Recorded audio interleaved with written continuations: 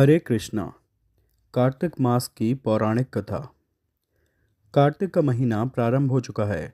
इस माह को बहुत ही पवित्र माना गया है। इस माह में ही भगवान विष्णु अपनी योग निद्रा से जाग जाते हैं और तभी सभी तरह के मांगलिक कार्य प्रारंभ हो जाते हैं।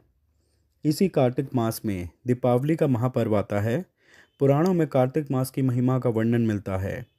इस माह में दीपदान, स्नान, विष्णु पूजा और तुलसी पूजा के साथ ही पौराणिक कथा सुनने का बहुत ही खास महत्व होता है। आइए जानते हैं कार्तिक मास की कथा। एक नगर में एक ब्राह्मण दंपत्ति रहते थे। वे दोनों प्रतिदिन 7 कोस दूर गंगा और यमुना नदी में स्नान करने जाते थे। इतनी दूर आने जाने से ब्राह्मण की पत्नी थक जाती थी। एक दिन उसने अपने पति से कहा कि हमारा एक पुत्र होता तो कितना अच्छा रहता। पुत्र के बहू आती तो हमें घर वापस जाने पर खाना बना हुआ मिलता और बहू घर का काम भी कर देती। अपनी पत्नी की बात सुनकर ब्राह्मण ने कहा कि तूने बात तो सही कही है। चल मैं तेरे लिए बहू ला ही देता हूँ। ब्राह्मण ने कहा कि एक पोटली में आटा डालकर कुछ मोहरे रख दें। ब्राह्मण के कहे अनुसार उसने पोटली बांधकर दे दी। पोटली लेकर ब्राह्मण चला गया। ब्राह्मण सफर के दौरान यमुना के किनारे बहुत ही सुंदर लड़कियां उन्हें दिखाई दीं। वे रेत में घर बनाकर खेल रही थीं। उनमें से एक लड़की ने कहा कि मैं अपना घर नहीं बिगाड़ूंगी, मुझे तो रहने के लिए ये घर चाहिए। लड़की की बात सुनकर ब्राह्मण मन ही मन सोचने लगा कि बहू बनाने के लिए यही लड़की उचित है। जब वह लड़की जाने लगी तो ब्राह्मण भी उसके पीछे पीछे उसके घर तक चला गया। वहां जाकर ब्राह्मण ने उस लड़की से कहा, बेटी, कार्तिक मास चल रहा है, इसलिए मैं किसी के घर खाना नहीं खाता। मैं अपने साथ आटा लेकर आया हूँ। तुम अपनी माता से पूछो कि क्या वह मेरे लिए आटा छान कर 4 रोटी बना देगी। यदि वह मेरा आटा छान कर रोटी बनाएगी तो ही मैं रोटी खा लूँगा। लड़की ने जाकर अपनी माँ को ये सारी बात बताई। माँ ने कहा, उचित है, जाकर ब्राह्मण देव से कह दो कि वह अपना आटा दे दें, मैं रोटी बना दूंगी। जब वह आटा छानने लगी तो आटे में से मोहरें निकली। वह सोचने लगी कि जिसके आटे में इतनी मोहरें हैं उसके घर में कितनी मोहरें होंगी।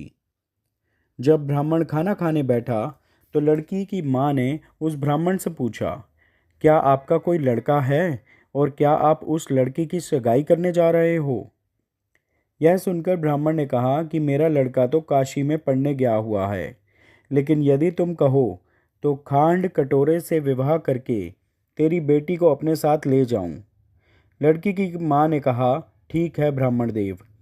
इस पर लड़की की माँ ने लड़की की खांड कटोरे से शादी करके ब्राह्मण के साथ भेज दिया। ब्राह्मण ने घर आकर कहा, रामू की माँ, दरवाज़ा खोलकर देख, मैं तेरे लिए बहू लेकर आया हूँ। ब्राह्मण की पत्नी भीतर से ही बोली, हमारे तो कोई बेटा बेटी नहीं है, तो बहू कहाँ से आई। दुनिया ताने मारती थी, अब आप भी मारने लगे। ब्राह्मण ने कहा, तू दरवाज़ा खोलकर तो देख। जब ब्राह्मणी ने दरवाज़ा खोला तो सामने बहू को खड़ी देखा। उसने बहू का स्वागत किया और आदर सत्कार से अंदर ले गई। अब जब ब्राह्मण अपनी पत्नी के साथ नदी स्नान करने जाता तो पीछे से बहू घर का सारा काम करके और खाना बनाकर रखती थी। वह उनके कपड़े धोती और रात को हाथ पैर भी दबाती थी। इस तरह बहुत दिन बीत गए। ब्राह्मणी ने अपनी बहू से कहा कि बहू, कभी भी चूल्हे की आग मत बुझने देना और मटके का पानी खत्म मत होने देना। परंतु एक दिन चूल्हे की आग बुझ गई। यह देखकर बहू घबरा गई और भागी भागी अपनी पड़ोसन के पास गई और कहा कि मेरे चूल्हे की आग बुझ गई है, मुझे थोड़ी आग चाहिए। मेरे सास ससुर सुबह 5 बजे से गए हुए हैं, वह थके हुए घर आएंगे, इसलिए मुझे उनके लिए खाना बनाना है। यह सुनकर पड़ोसन ने कहा कि तू तो बावली है, तुझे यह दोनों मिलकर पागल बना रहे हैं। इनके कोई पुत्र नहीं है, यह निसंतान हैं। बहू ने कहा, नहीं, ऐसा मत बोलो, इनका बेटा तो बनारस काशी में पढ़ने गया हुआ है। इस पर पड़ोसन ने कहा कि यह तुझे झूठ बोलकर लाए हैं, मेरी बात सच मान, इनके कोई बेटा नहीं है। अब बहू पड़ोसन की बातों में आ गई और कहने लगी कि अब आप ही बताओ मैं क्या करूं। पड़ोसन ने कहा कि करना क्या है, जब तुम्हारे सास ससुर आएं तो जली हुई रोटियां बना कर देना और बिना नमक की दाल बना कर देना। खीर की कड़छी दाल में और दाल की कड़छी खीर में डाल देना। पड़ोसन ने उसे अच्छे से सिखा पढ़ा दिया। फिर जब उससे उसके सास ससुर घर पर आए तो उसने ना तो उनका आदर सत्कार किया, ना ही उनके कपड़े धोए। जब उसने सास ससुर को खाना दिया तो सास बोली, बहू आज यह रोटियां जली हुई क्यों हैं और दाल भी अलुनी है। तब बहू ने पलट कर कहा कि एक दिन ऐसा खाना खा लोगे तो कुछ बिगड़ नहीं जाएगा तुम्हारा। सास ससुर को खरी खोटी सुनाकर वह फिर से पड़ोसन के पास गई और बोला कि अब आगे क्या करना है। पड़ोसन ने कहा कि अब तुम सातों कोठों की चाबी मांग लेना। अगले दिन जब भी स्नान करने के लिए जाने लगे तो बहू आ गई कि मुझे तो सातों कोठों की चाबी चाहिए। तब ससुर ने कहा कि इसे चाबी दे दो। तब सास ने बहू को चाबी दे दी। सास ससुर के जाने के बाद जब बहू ने दरवाज़ा खोला तो देखा कि किसी में अन्न भरा हुआ है, किसी में धन भरा हुआ है और किसी कोठे में बर्तन पड़े हैं। जब उसने सबसे ऊपर का सातवां कोठा खोला तो देखा कि शिव जी, पार्वती माता, गणेश जी, लक्ष्मी माता जी, पीपल पथवारी, कार्तिक के ठाकुर, राई दामोदर, तुलसी जी का बिड़वा, गंगा यमुना और 33 कोटि देवी देवता विराजमान हैं। वहीं पर एक लड़का चंदन की चौकी पर बैठा माला जप रहा है। यह सब देखकर उसने लड़के से पूछा कि तुम कौन हो। तब लड़का बोला कि मैं तेरा पति हूँ, अभी दरवाज़ा बंद कर दे, जब मेरे माता पिता आएंगे तब दरवाज़ा खोलना। यह सब देखकर बहू बहुत खुश हुई और 16 श्रृंगार कर सुंदर वस्त्र पहनकर अपने सास ससुर का इंतजार करने लगी। उसने अपने सास ससुर के लिए अच्छे अच्छे पकवान बनाए। जब उसके सास ससुर घर पर आए तो उसने उनका आदर सत्कार किया और प्रेम पूर्वक खाना खिलाया और हाथ पैर दबाने लगी।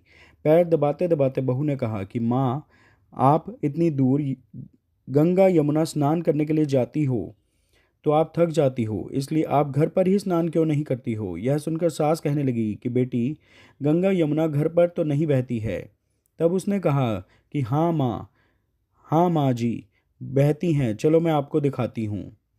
जब बहू ने सातवां कोठा खोलकर दिखाया तो उसमें शिव जी, पार्वती जी, गणेश जी, लक्ष्मी जी, पीपल पथवारी, कार्तिक के ठाकुर, राई दामोदर, तुलसी जी का बिड़वा, गंगा यमुना बह रही है और 33 कोटि देवी देवता विराजमान हैं। वह चौकी पर बैठा एक लड़का माला जप रहा है। माँ ने उसे देखकर कहा कि बेटा तू कौन है। लड़का बोला, माँ मैं तेरा बेटा हूँ। तब ब्राह्मणी ने पूछा कि तू कहाँ से आया है। लड़के ने जवाब दिया कि मुझे कार्तिक देव ने भेजा है। माँ ने कहा, बेटा यह संसार कैसे मानेगा कि तू मेरा बेटा है। माँ ने कुछ विद्वान पंडितों से मदद मांगी। पंडितों ने कहा, इस पार बहू बेटा खड़े हो जाएं और उस पार माँ खड़ी हो जाए। माँ ने चमड़े की अंगिया पहनी हो और छाती में से दूध की धार निकलकर बेटे की दाढ़ी मूंछ भीगे और पवन पानी से गठ जोड़ बंधे, तब मानेंगे कि यह इसी माँ का ही बेटा है। उसने ऐसा ही किया। चमड़े की अंगिया फट गई और छाती में से दूध की धार निकलकर बेटे की दाढ़ी मूंछ भीग गई। पवन पानी से बहू बेटे का गठ जोड़ बंध गया। यह सब देखकर ब्राह्मण और उसकी पत्नी की खुशी का ठिकाना न रहा। तो यह थी कार्तिक मास की कथा। हे कार्तिक के ठाकुर, जैसे ब्राह्मण और ब्राह्मणी को बहू बेटा दिया वैसे सबको देना। कार्तिक मास की कथा कहने, सुनने और हुंकारा भरने वाले सब पर कृपा करना। श्रीमन्नारायण नारायण नारायण, लक्ष्मी नारायण नारायण नारायण, सत्य नारायण नारायण नारायण, भजमन नारायण नारायण नारायण, लक्ष्मी नारायण नारायण नारायण, श्रीमन्नारायण नारायण नारायण।